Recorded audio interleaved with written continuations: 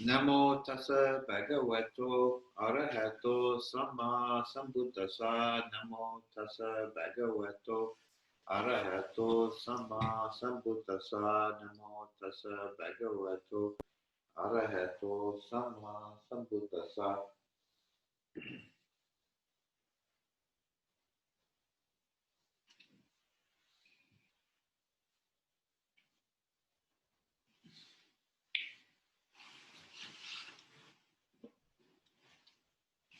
So I think I'll take the earbuds out while I'm giving the talk because I'm hearing myself and it's kind of a little bit annoying.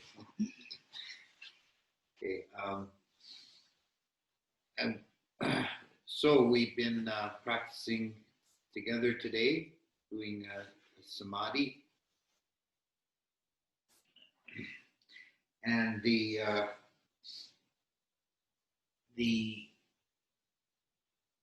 aim or goal,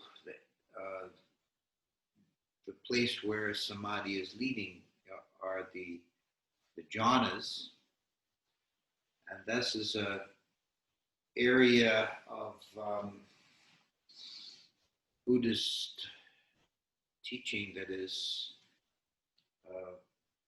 has produced a huge number of books and discussions and talks. And if you have made any study of the topic at all, it doesn't take you long to become quite confused because you'll find so many different takes and opinions and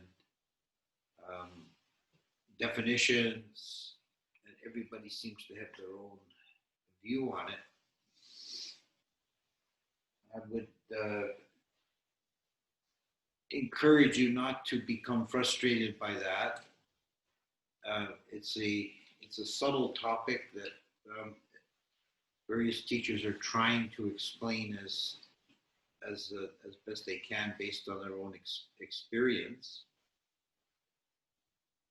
I would like to suggest a useful, a practical approach, and instead of being overly concerned about specific definitions of what constitutes jhana and first jhana, second jhana, and so on, to think of it more as a continuum of ever deepening samadhi. And this, if you think of it in that way, this helps to dispense with a lot of the controversy, because a lot of it is really, when you boil it down, it's really matters of definition. It's semantic. So if you have a continuum of ever deepening samadhi, somebody might define this stretch of the road as first jhana, and somebody else might say, no, that's not first jhana yet, it's further down, this is first jhana. So it's really just a matter of where you put the mileposts. They are useful categories to talk about first, second, third, fourth jhana, because they do express a reality of the mind deepening in this quality of stability.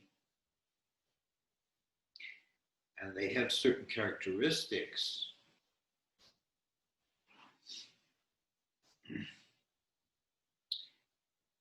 it's also useful to think of jhanas as a natural state of mind. There can be a tendency to think of them as something very esoteric or exotic, but they're really a very natural state of mind.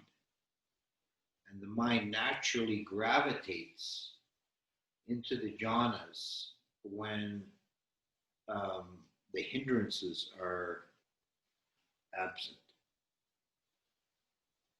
The nivaranas. And I'll talk about those a bit. Another way to view the jhanas is to see them as a different level of consciousness. If we go by the Abhidhamma definitions, there are four planes or bhumis of chitta, of consciousness. Our ordinary default plane of consciousness as human beings is the sense desire realm, the kama bhumi. And it's not just sense desire, but sense experience. Beings that exist on this plane of consciousness, which includes humans, animals, devas, petas, hell beings. It's a very broad and variegated realm. It's the realm with the most variation.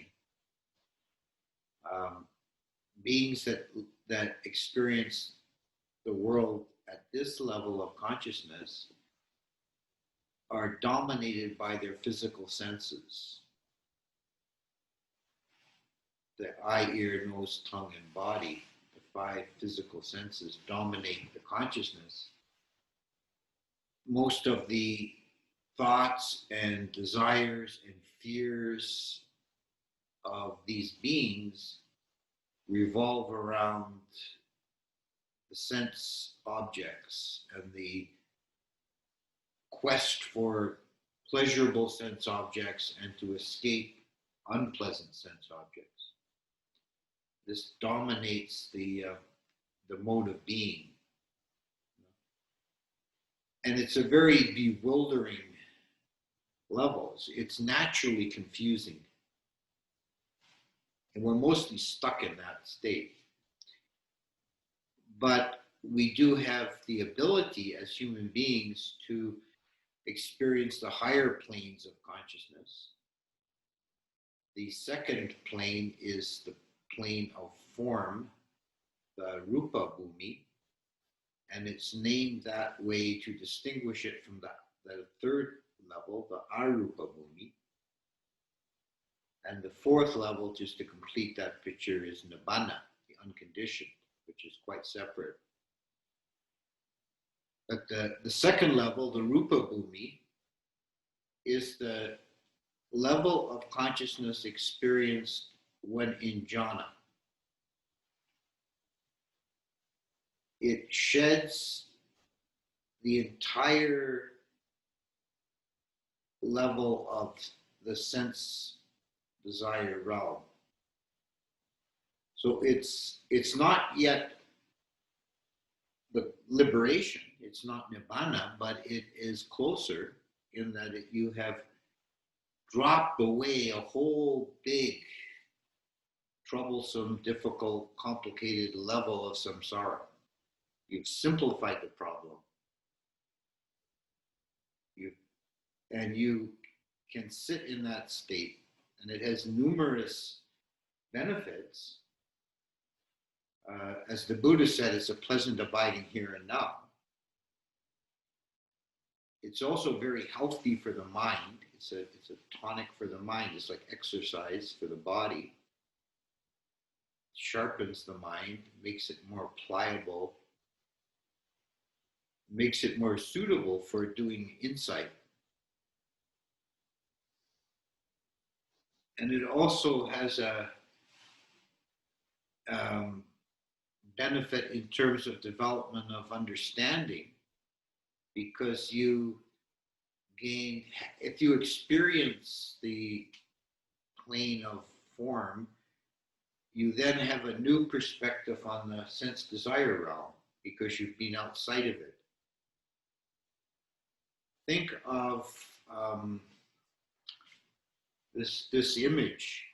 Let's say there's a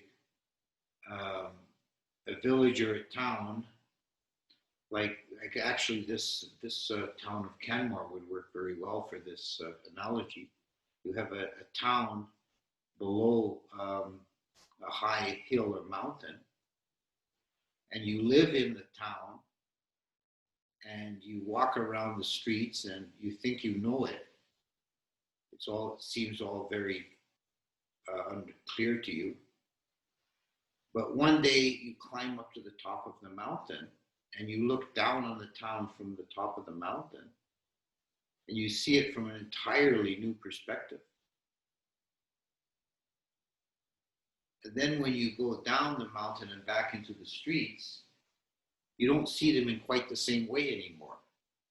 You've been outside and you've seen them from a new perspective.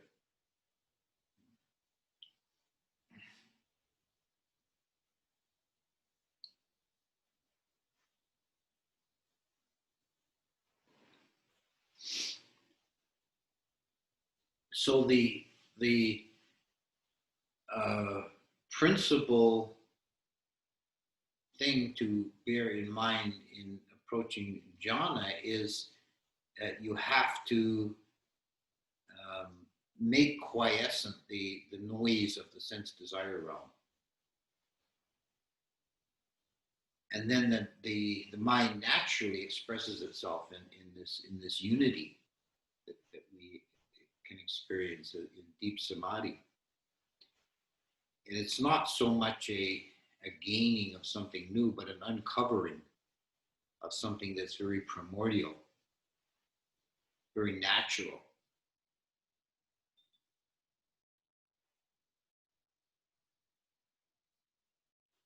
In the mythology of the origin of the world system, as found in the Aganya Sutta, human beings are descended from Abhisara Brahmas, who descended to the earth and became entangled in the material plane. So one way of reading this story is that the attainment of jhana is really a remembering. It's remembering something that's very natural to the mind before it became confused with the material plane and all the complications thereof.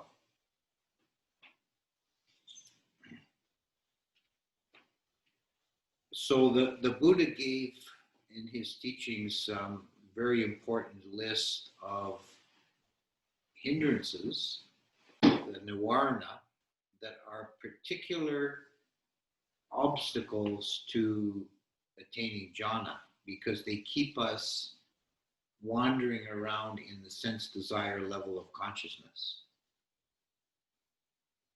These are sensual desire, ill will, sloth and torpor, anxiety and skeptical doubt. And as long as these are present in the mind will not progress in samadhi far enough to realize jhana. When these are made quiescent, the mind will naturally settle into jhana.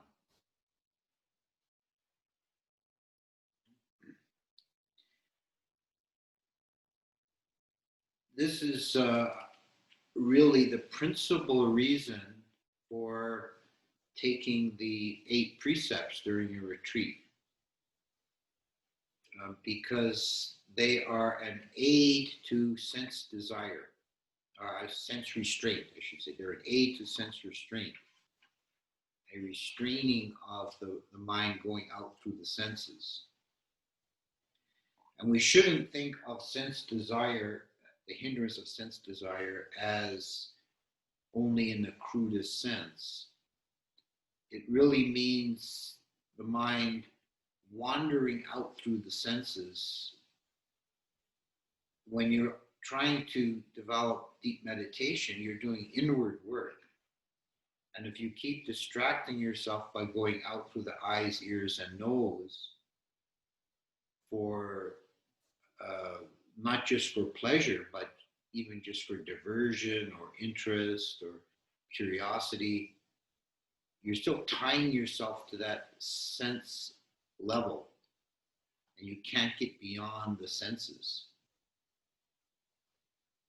So sense restraint is a very, very important key practice in developing deep meditation.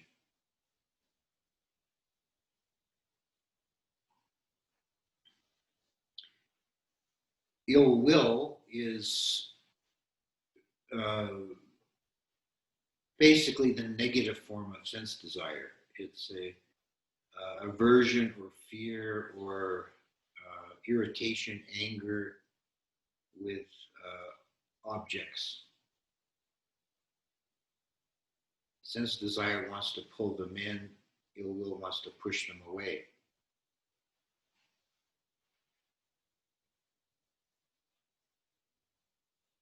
And this also can be very subtle.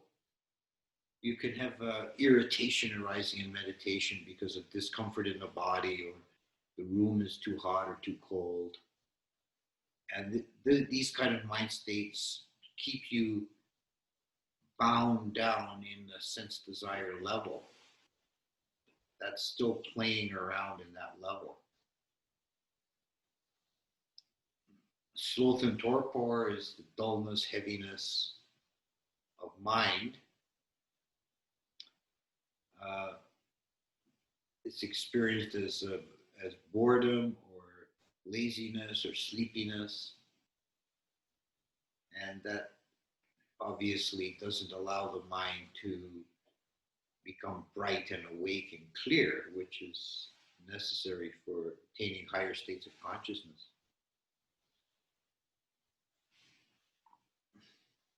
Anxiety and worry, restlessness, this is the fourth nivarana. This is the mind running around in circles. It's very much tied up with the thought process. People get worries in their mind, and it's like a dog gnawing on an old bone. They can't let it go. Remember, you can never think your way out of a worry. There's a sort of the temptation in the mind, I can just solve this. I'll be okay. I can drop it. No, that never works. You just have to let it go. Be at peace with the situation.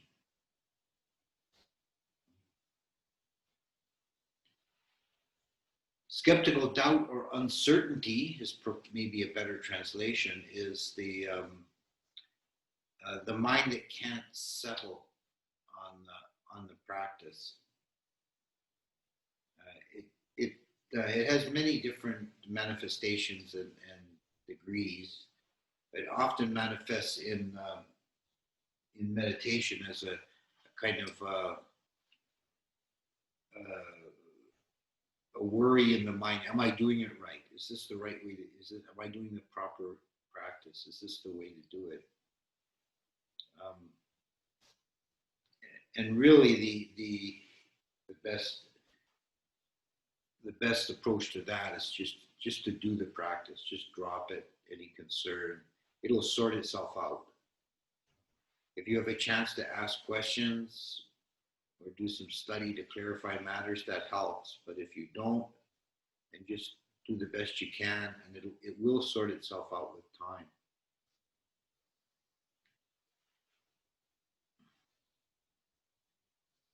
There are a number of stories that are found in various sources of both Buddhists. There's several different Buddhist versions and also non-Buddhist versions. It's a very common motif, a story of the simple peasant or farmer, somebody illiterate, who goes to see the great master, and the master's surrounded by his students. They're all these erudite scholars, and they're discussing some abstract esoteric points of Abhidhamma or whatever. And this fellow comes in and asks for the teachings, and they kind of dismiss him as, it's just this country bunk and we don't have to take him seriously. And the master says, oh yeah, okay, just go off and watch your breath, and gets back to discussing with his students. And the fellow's so happy and grateful. He's, oh, thank you, Master, thank you, thank you. And he goes off and just watches his breath. And in no time at all, he attains to all sorts of high states of realization. Because of because of faith. And I think that this quality of faith, or saddha, confidence, is really a key.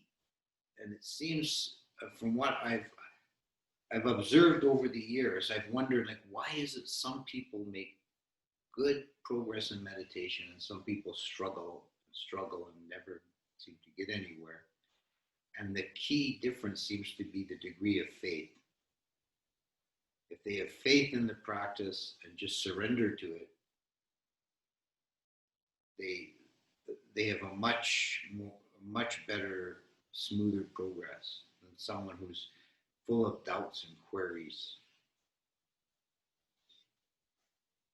So these are the 5 hindrances that keep us bound up to samsara, so to the sense desire level of samsara, the crudest, most confusing, most painful level of existence. And when these are quiescent, the mind will naturally, without resistance, it will naturally gravitate to a deeper state of samadhi and into the jhanas.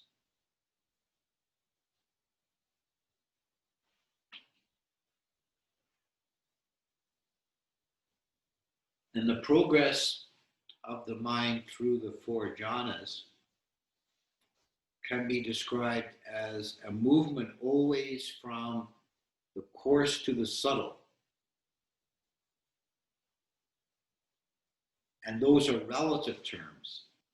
So what seems subtle at one level is perceived as coarse on the next level. In the sense desire realm, within that realm, there's a spectrum of sense experience. Some of them are very coarse and some of them are more subtle. It's not all one piece. And the very most refined sense experiences are so subtle, they're almost non-sensual.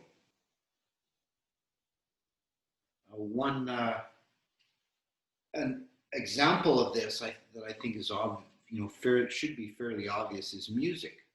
Music is a sensual experience, but there's all kind of different kinds of music. Some music is very coarse, kind of very rhythmic music that appeals to a very low level of sense desire consciousness. Then you go to more subtle and refined kinds of music through things like jazz and classical music. And you get some classical music like Bach that most people would not even recognize that as being sensual. It's more like an intellectual exercise to try and listen to Bach, but it is essentially a sense experience at a very subtle level. And you could do the same kind of comparisons for food or anything else. But there's still, even at the most subtle sense experience, is still in the sense desire realm and is coming through the sense organs. First jhana is beyond sensuality. All sense experience seems coarse and is rejected. The mind in first jhana has no interest in sense experience.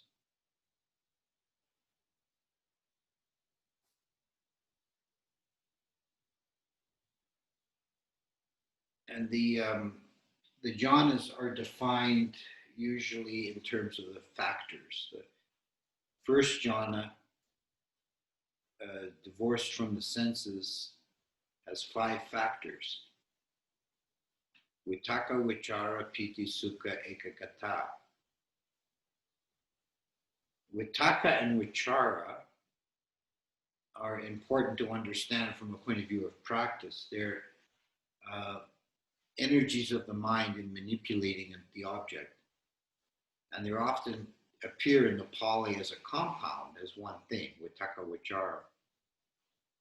And it's the mental energy that's involved in thought and speech. But in terms of the jhanas, vitakka is the striking of the object, and vichara is the holding of the object. So when I gave you general instructions this morning, I said you to open your mind to the object and fill the mind with the object. Let it be in your awareness. Don't force it. That's vichara, which is what you should primarily rely on. But vitakka is more forceful. It's the mind striking onto the object, which you have to do initially, for at least for a moment, to find the object, and then to bring it up whenever the mind is wandering, then you reestablish the practice. But if you're constantly using vitakka, the mind will become very agitated and weary.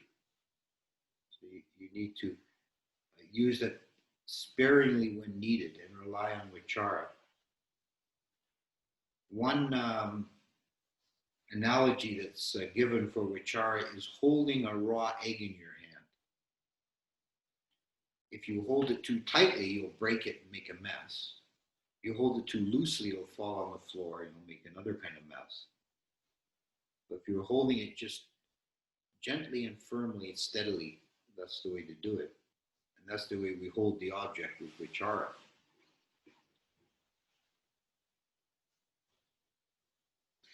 Piti and sukha are also a pair. They represent mental states of joy or happiness. Piti is sometimes translated as rapture because it's the more energetic kind of happiness. It's a zest or a thrill, and it has it's a mental state, that's important to remember, but it does have a physical correlate or a physical side effect, that piti will be the cause of sensations in the body, such as goosebumps or spine rushes. And there are many different manifestations of piti. The highest form is they call uplifting piti, which is the subjective sense of the body floating. It feels like you're levitating. The body feels like it's rising up. If the first time you ever experience it, it might cause you to lose your meditation, because you'll be a bit alarmed and open your eyes to see if you're floating off the floor. But it's not so. It's just a subjective feeling. One practical note I would suggest with the arising of piti, first of all, if any manifestations of piti arise, to be aware of them, let them flow, but don't make them the object. You maintain your focus on the breath and let the piti just flow through. And if sometimes some meditators will get the experience of spontaneously moving. A common form is to kind of rotate, like the body wants to move. That is a very coarse level of piti. And if you find yourself doing that, I would suggest the best practice is to gently, without being forceful about it, gently restrain the body to be still. And that will force the piti to sublimate to a higher form. Sukha is translated often as bliss. It doesn't have any of these thrilling, exciting aspects of piti. It's a steady happiness, oceanic kind of bliss. And the only physical correlate is that the body feels completely at ease, but there's no kind of thrilling motion in the body. And ekagata, I spoke about a little bit already, is the unity of mind. It's usually translated one-pointedness. I prefer to say gone to unity. That means that the mind is a single object and doesn't waver from it. In first jhana, piti and sukha are not predominant. They're present, but they're not predominant.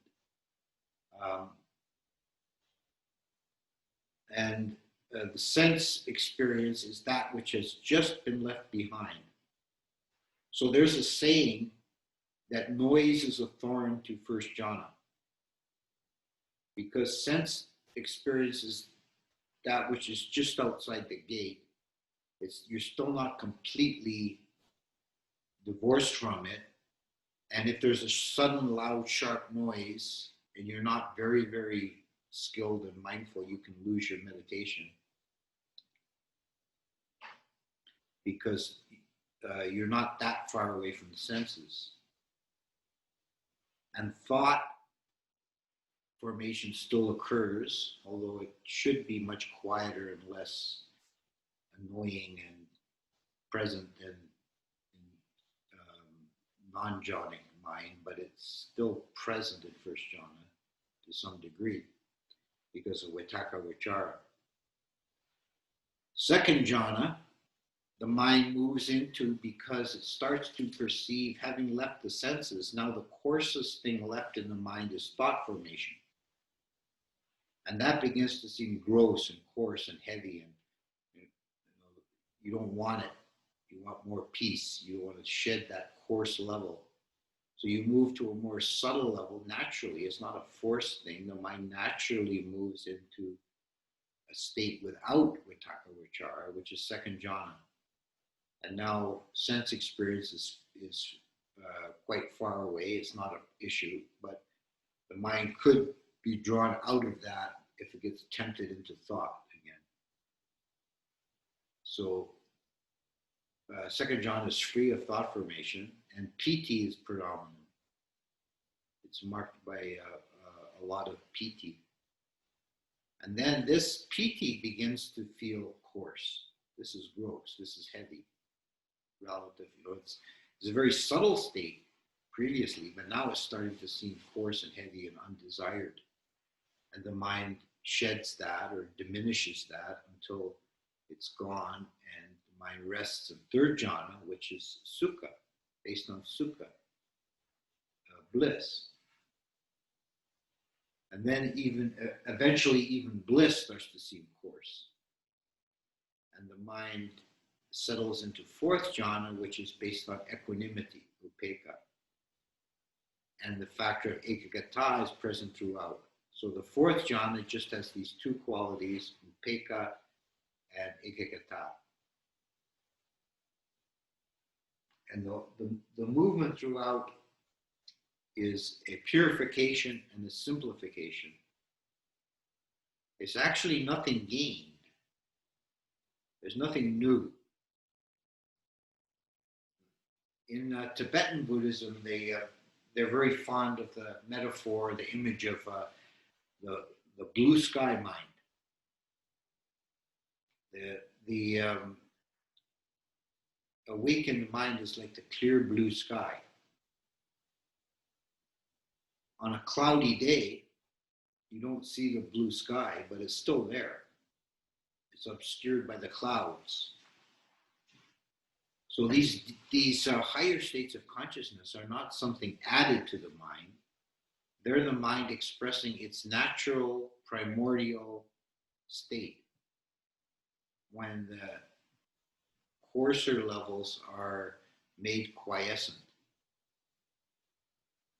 Then the deeper or higher, however you want to, whichever metaphor you want to use, the more natural, the more primordial levels of mind freely express themselves. So there's nothing gained or added. It's a simplification and a purification, starting from the very complicated level of sense desire consciousness to the very simple, pristine level of fourth jhana. And then beyond that to the even simpler, formless states. Until you have the state of neither perception or non-perception, which is the most subtle, most purified and refined state within conditionality. And beyond that is only nibbana, the unconditioned.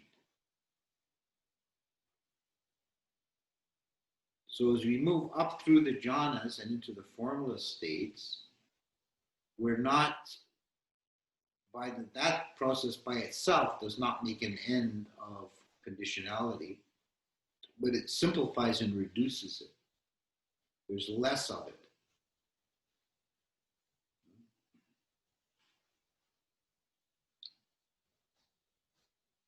So that to kind of end this talk, to kind of conclude it on a practical note, the initial effort should be to notice the hindrances when they arise and learn to make them quiescent, to diminish them until they fade and the mind can naturally settle. So when you're trying to settle on your object of meditation and you wander off, notice, don't focus on the object, the extraneous object, but notice generally what category it's in. Is this a sense desire? Is this a ill will? And don't go there. Don't feed those states.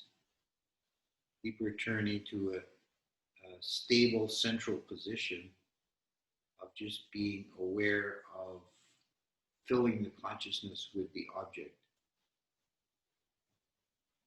And let everything else diminish by non-attention. So I'll conclude there and we can go on to questions and answers.